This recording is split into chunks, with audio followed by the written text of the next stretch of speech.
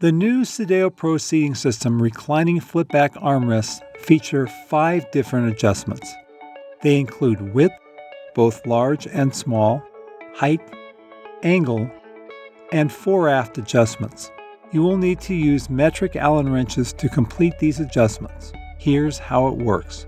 To adjust the width, remove this Allen bolt, or in the case of a power recline, both bolts. Move the armrest to the desired position, noting the 1/2-inch width marks on each side, and then reattach the Allen bolts to the specified torque setting listed in the owner's manual. Additional 3/4 inches to 1.5 inches of width adjustment is available by moving the arm pads from the inner dovetail mounting track to the outer dovetail mounting track, or vice versa.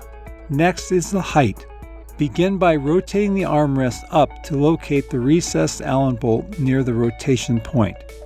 Lower the armrest and then rotate your wrench clockwise to raise the armrest or counterclockwise to lower the armrest.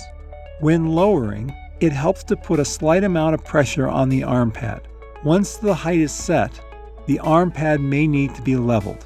Simply loosen both angle adjustment bolts and rotate the arm pad to the desired angle. Retighten all bolts to the specified torque settings listed in the owner's manual. To adjust the fore-aft position, loosen the dovetail fasteners under the pad and slide to the desired position. Retighten all bolts to the specified torque settings listed in the owner's manual.